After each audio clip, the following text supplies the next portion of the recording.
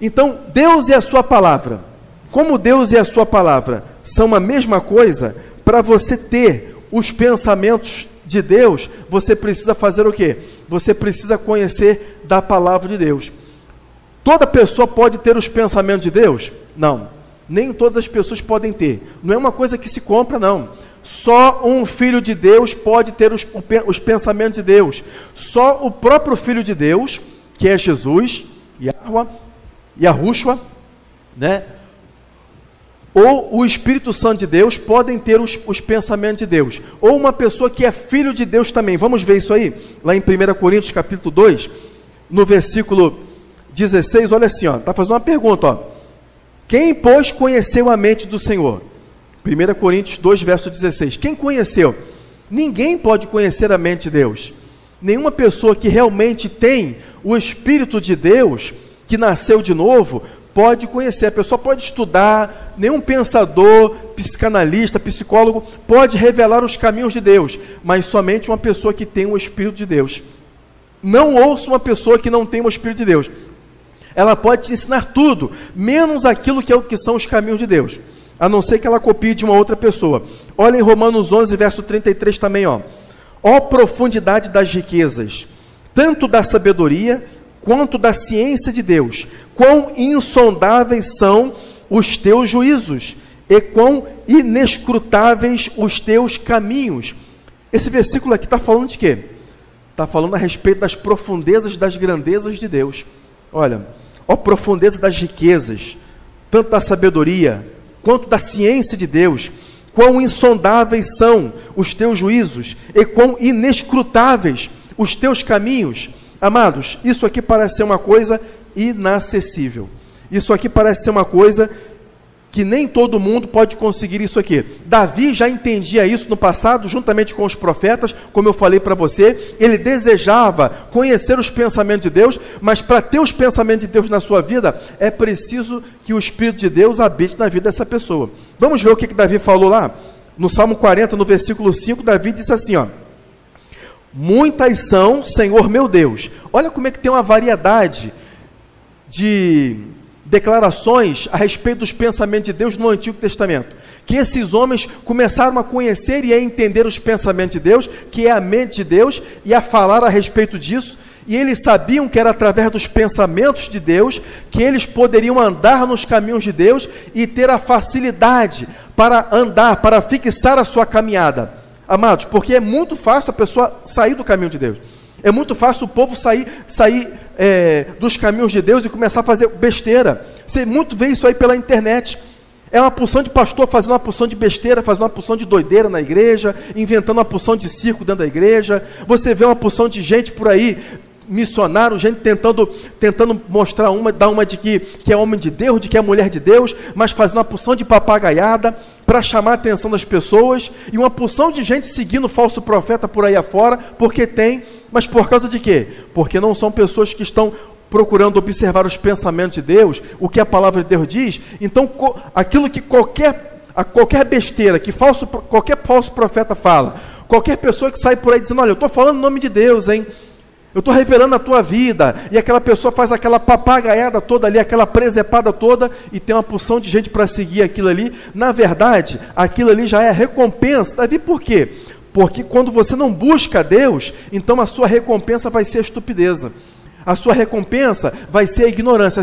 A recompensa da pessoa que não buscar a Deus de todo o seu coração, interessada nos caminhos do Senhor Deus, a recompensa dela vai ser enganada. Então aquelas pessoas estão exatamente aonde elas deveriam estar, num lugar onde elas estão sendo enganadas, ouvindo uma pessoa que está o tempo todo falando mentiras e falando coisas no nome de Deus e enganando aquelas pessoas ali. Você está entendendo? Mas se você quer isso aqui, profundezas da riqueza, tanto da sabedoria quanto da ciência, Davi, então é você que vai revelar isso aí? Não sou eu que vou revelar isso aí para você. A profundeza da sabedoria, da ciência, tudo isso estão aonde? Eu vou dizer para você onde é que está. Elas estão na pessoa do Senhor Jesus. Quanto mais você quiser de Jesus, mais de sabedoria divina você vai ter na sua vida.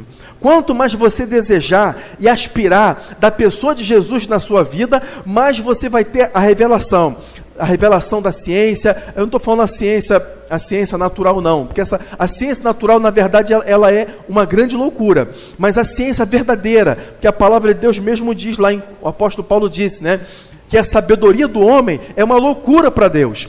Aquilo que é declarado hoje em dia como a ciência verdadeira, na verdade é apenas uma pseudo, alguma coisa apenas usada para sustentar um engano. Ok? Algumas coisas são verdade e a maioria das coisas são mentiras usadas. Olha, você não pode contrariar. Se você contrariar, então você é um negacionista. Então quer dizer que se você coloca a sua cabeça para funcionar, aí você é um negacionista. Só, meu amado, que tem o seguinte, que Deus ele não deu um cérebro apenas para um ou dois ou uma meia dúzia de homens nesse mundo para pensar, não.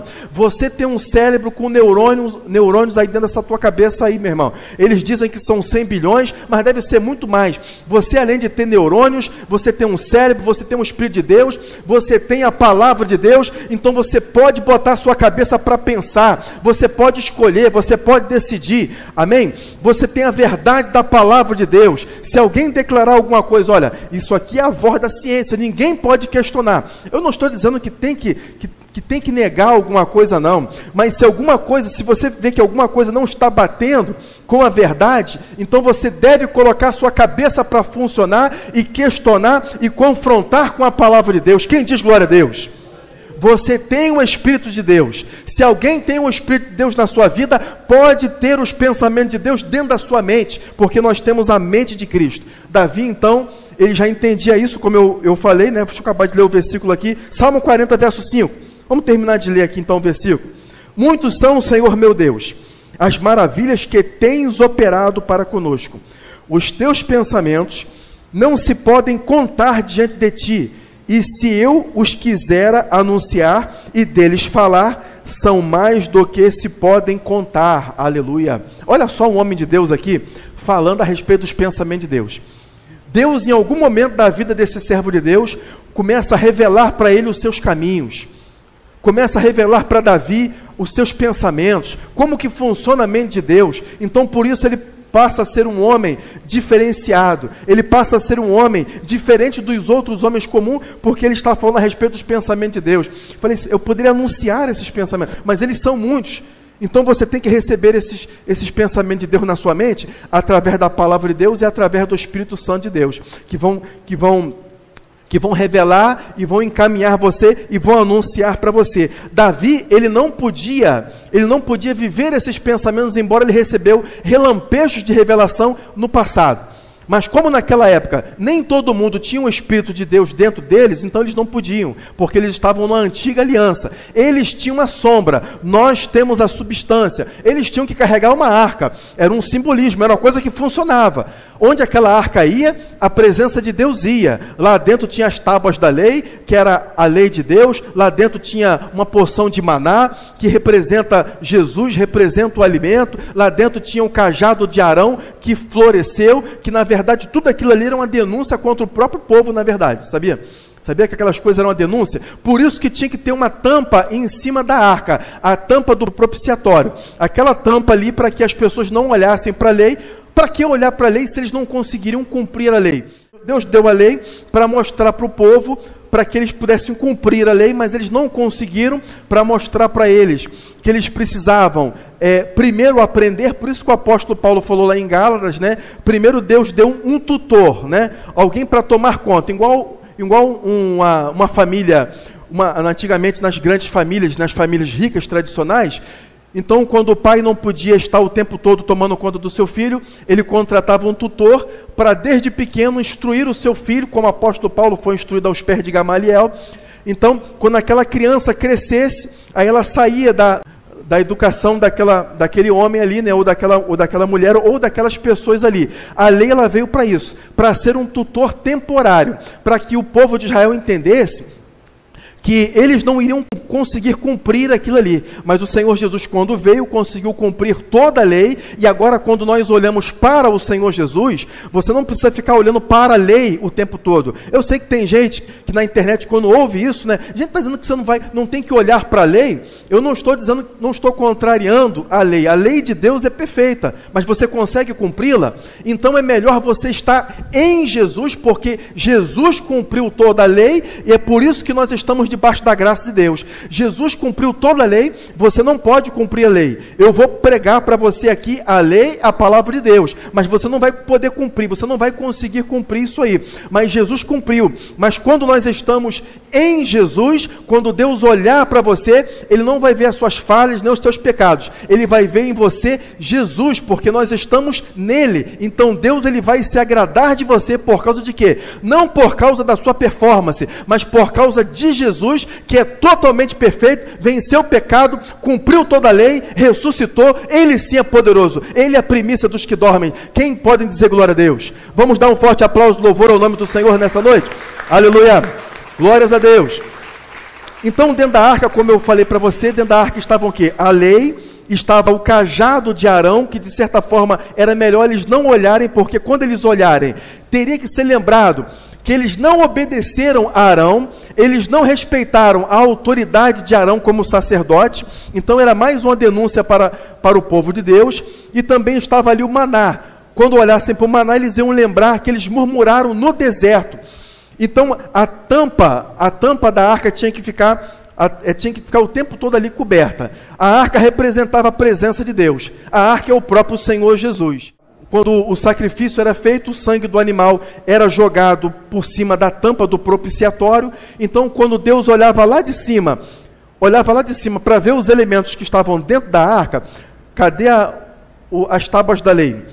Cadê o maná? Onde está a vara de Arão? Tinha a tampa com os dois querubins virados um de frente para o outro, com o sangue que era aspergido ali. Então, quando Deus via o sangue sobre a tampa da arca, significa que Deus não precisava ficar mais irado e nem permitir que pragas ou alguma coisa assim fosse sobre o povo. Por causa de quê? Porque um animal já foi sacrificado. Na cruz do Calvário, Jesus encerrou o sacrifício de animais, porque Jesus, como Cordeiro de Deus, ele foi sacrificado naquela cruz, derramou o seu sangue, e o sangue foi colocado sobre o propiciatório. E todas as vezes que Deus olha lá de cima, e Deus pensa em se irar, ele vê o sangue do Cordeiro, e Deus não mais se ira com o povo que está aqui embaixo. Quem está entendendo aquilo que eu estou falando aqui? Dito isso, quando você vê alguém na internet dizendo assim, olha, Deus está mandando um juízo para não sei aonde, isso não é verdade. Essa pessoa está dando uma interpretação errada disso que está acontecendo. O juízo de Deus não virá nesse momento. Aquilo ali foi uma catástrofe. Aquilo ali foi uma consequência do próprio erro dos homens. Irmãos, o povo aqui embaixo não sabe o que é juízo de Deus.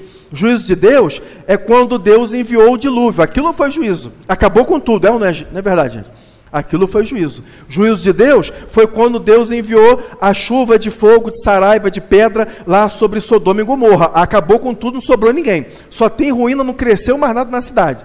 Se alguém for na cidade, lá nas ruínas de Sodoma e Gomorra, até hoje ninguém mora lá, só ruína, não tem nada, só gente com o corpo pedrificado lá, queimado.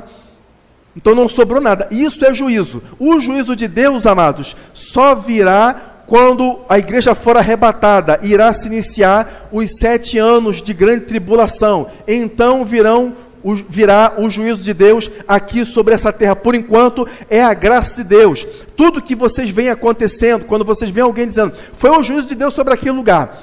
Irmã fulana disse que vai vir um juízo de Deus sobre o Brasil. Vai vir na grande tribulação. Agora só a graça de Deus. Tudo que acontece são calamidades mesmo. É pecado, é o homem arranjando uma coisa errada daqui e dali, dando um jeitinho errado, e o diabo colocando a mão dele, mas não é o juízo de Deus ainda. Vocês estão sobre a graça de Deus, amém? Digam glória a Deus. Para você receber os pensamentos de Deus, o que você precisa fazer? O que você precisa fazer? Você tem que entender primeiro que você tem que ter a mente de Cristo, a mente de Deus. 1 Coríntios capítulo 2, verso 16. Porque quem conheceu a mente do Senhor, para que possa instruí-lo? Mas nós, agora vem a resposta, mas nós temos a mente de Cristo. Então, para ter os pensamentos de Deus e andar nos seus caminhos, a pessoa precisa o quê? Ter a mente de Cristo. Todo crente já tem a mente de Cristo, ok? Eu tenho que conquistar, eu tenho que subir no monte, eu tenho que fazer 7 cultos assim, para poder... Todo crente, ele já tem, aceitou Jesus, ele já passa a ter a condição de ter a mente de Cristo. O que você pode agora ter é adotar os pensamentos de Deus na sua mente. Você já tem a mente de Cristo. Nenhuma pessoa, por mais religiosa que ela possa ser, se ela não nasceu de novo, se ela não recebeu Jesus como seu Salvador, ela não pode ter os pensamentos de Deus. Por quê? Porque ela não tem a mente de Cristo. Mas quando a pessoa aceita Jesus, ela passa a ter a mente de Cristo. Mas para isso você precisa desenvolver e fazer a mente de Cristo crescer, desenvolver, ganhar maturidade dentro de você. É igual a criança. Aquela criança não tem um juízo, nasceu, ela não tem um juízo formado ainda. Mas à medida que ela for crescendo e aprendendo as coisas, a mente dela torna-se sadia, a mente dela torna-se, vamos dizer assim, adulta, torna-se equilibrada. Então, quanto mais você aprende de Deus, quanto mais você ouve a voz de Deus, mais os pensamentos de Deus se desenvolvem na sua vida e mais a sua vida passa a ser totalmente mudada e totalmente transformada. Vou ficar por aqui. Deus abençoe a sua vida grandemente, no nome do Senhor Jesus. Se Deus permitir, semana que vem eu continuo essa mesma mensagem aqui, eu continuo essa palavra, ou senão, eu vou estar falando sobre um outro assunto, no nome do Senhor Jesus. Vamos dar um forte aplauso, louvor ao nome do Senhor nessa noite, amém? Glória a Deus, glórias a Deus. Fiquem de pé junto comigo e vamos orar ao Senhor nessa oportunidade, amém? Vamos orar nesse momento.